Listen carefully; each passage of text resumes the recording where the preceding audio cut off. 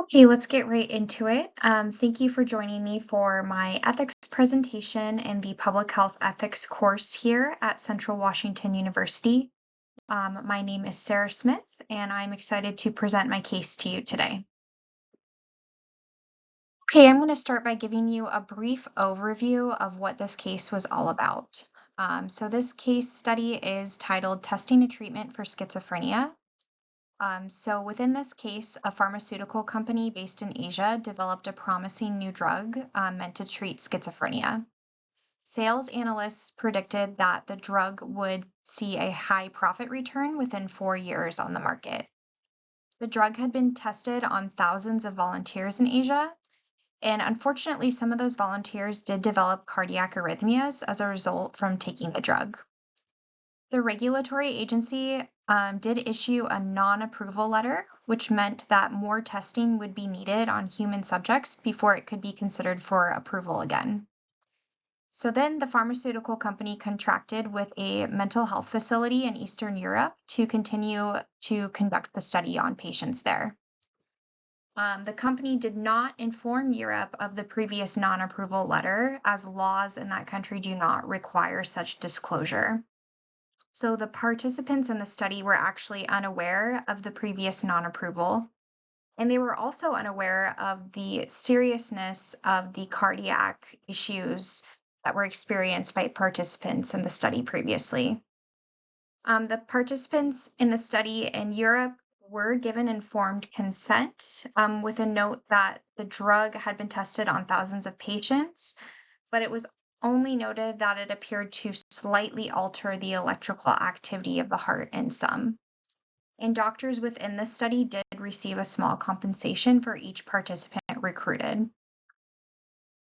So there were clearly many ethical issues that arose within this study. However, I'm going to go ahead and focus on just three main ethical problems that were germane to this case.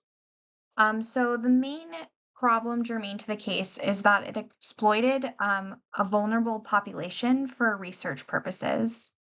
So the drug was tested on patients who lived in a mental institution in Eastern Europe. These patients obviously had severe mental illness.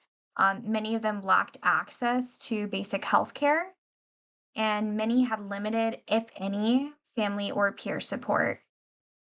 Additionally, the participants were not fully informed of the drug's dangerous side effects.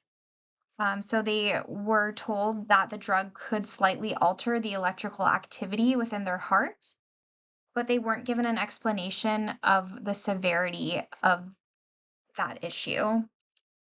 Additionally, the patients and the Eastern European Regulatory Agency was also not made aware that a regulatory agency previously received a non-approval letter for the drug.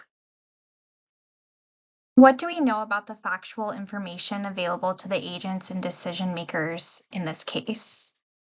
So the information that is available is as follows. So we know that a pharmaceutical company has developed a promising new drug to treat schizophrenia. We know that the drug has been tested on thousands of patients. We know the drug has been known to cause cardiac arrhythmias in patients. We know the drug received a non-approval letter from the regulatory agency responsible. We also know that the laws do not require disclosure of previous regulatory agency decisions regarding approval of the drug. The hospital doctors involved knew that the patients were mentally ill. The doctors also knew that they would receive a small fee for each patient recruited. The doctors knew that the drug was experimental. The patients knew that the drug had been tested on thousands of patients in multiple countries. And the patients knew that the drug slightly affected the heart's electrical activity in some patients. The regulators in Eastern Europe were not aware of the previous non-approval letter. Who are the stakeholders in this case? So obviously the patients participating in the study are the main stakeholders in this case, right? They are the ones that are affected by taking the drug. Physically, they are the ones that experience all of the side effects. And they also are the ones that experience any positive benefits, if any. The facility doctors involved are also stakeholders in the case, as they are the ones that are administering the drug. The families and guardians of the patients are stakeholders since they are affected if their loved one had any adverse outcomes to the drug. The pharmaceutical companies are stakeholders in the case because they are the ones that are conducting the trials. The regulatory agencies are stakeholders in the case. And the general public, of course, is a stakeholder in this case because they are going to be affected based on whether or not this drug comes on the market. So if we look at this case with a closer lens, we can see that there are many ethical values that are at stake in this case. The first ethical value being professionalism and trust. The medical professionals and agencies involved are clearly not being fully transparent with the patients about the drug safety concerns. And the pharmaceutical company did not disclose information about the prior non-approval letter to the European Regulatory Agency. According to the American Public Health Association, public health professionals do have the responsibility of being fully transparent and honest, especially when it comes to disclosing conflicts of interest and other influences. Additionally, another value at stake in this case was health and safety. The drug obviously caused cardiac arrhythmias in some patients previously, and the participants that are taking the drug in the European facility do not have quick access to a doctor due to living in a facility that's overcrowded. It can often take months for them to even get in to be seen by a doctor, which is a huge concern, especially if they're possibly going to experience any cardiac issues. And then, according to the American Public Health Association, public health professionals do have the obligation to prevent, minimize, and mitigate health harms while also protecting public safety, health, and well being. Another ethical value that is at stake in this case is health justice and equity. The drug is being tested on patients with mental health issues. So many of them are vulnerable. They don't have a lot of family or peer support. They're isolated. And some of them might not even be fully capable of making an informed decision about their health. So, according to the Public Health Association, public health professionals do have the obligation of ensuring that public health interventions do not exacerbate existing health inequities, which is exactly what's happening in this case, unfortunately. And then finally, another ethical value at stake in this case is human rights and civil liberties. So they're not respecting personal autonomy for the participants. The participants involved do have the right to make fully informed decisions and are clearly not fully informed in this case. They're also not respecting human dignity. Participants who are mentally ill clearly deserve the same treatment and respect as any other research participant. There are options available to the key agents and decision makers in this case. The first option would be to continue the study as planned.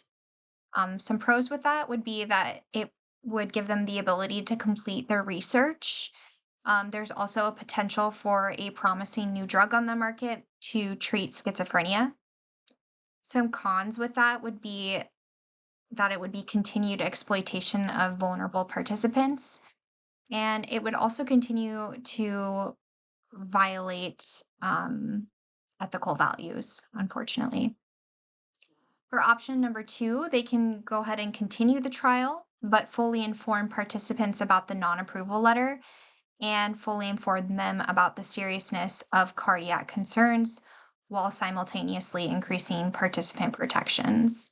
So participant protections would be like increased cardiac monitoring for the patients, periodic and more in-depth competency assessments for informed consent, and also including patient advocates, as many of these patients are isolated and don't have a lot of support. Some pros to this would be that it does reduce the ethical concerns and it also allows the research to continue. Some cons would be that there is still a potential risk for harming the participants. They also may need additional funding for more equipment or additional staff members, and it continues to violate ethical values. A third option would be to just discontinue the study completely. Some pros with that would be that the participants would be protected, and it would definitely follow the code of ethics.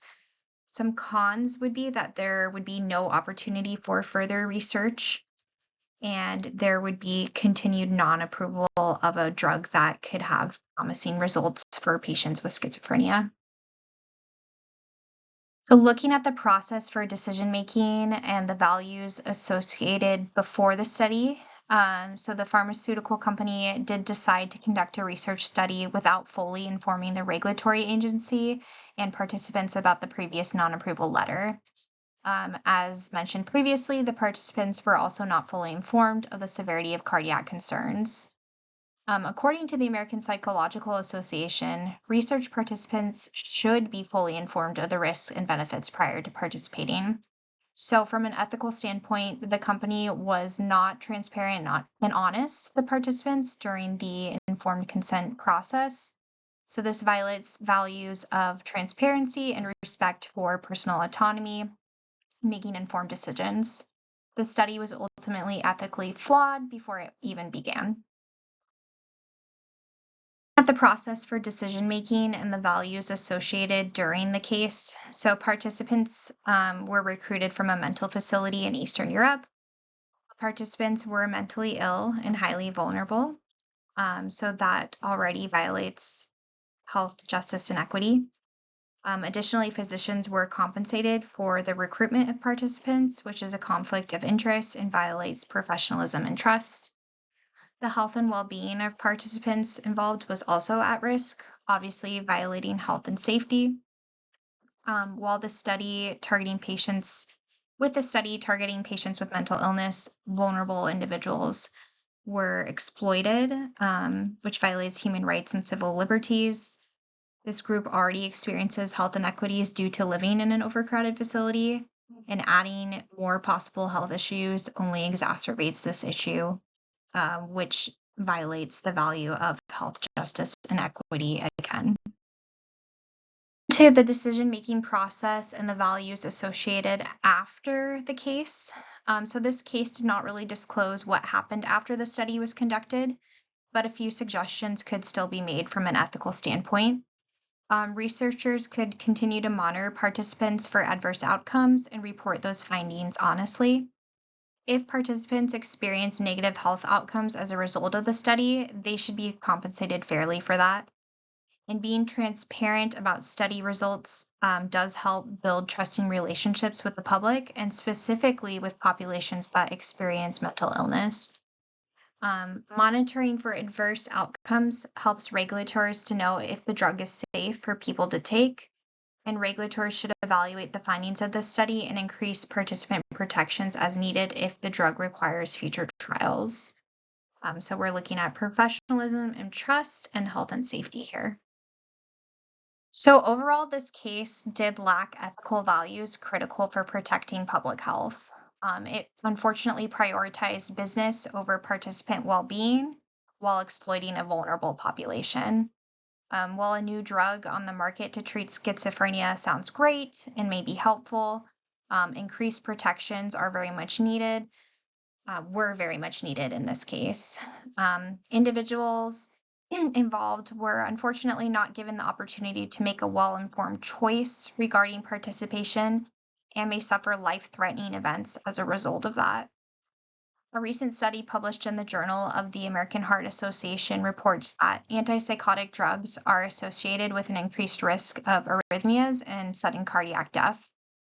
So for this reason, it is imperative that individuals participating in antipsychotic drug trials are made fully aware of all possible risks before making that decision to participate. And here are my references used to make this presentation. I hope you enjoyed it. It's been a pleasure learning in this class this quarter, and I am excited to take the knowledge that I have gained and use it in my future career. Thank you.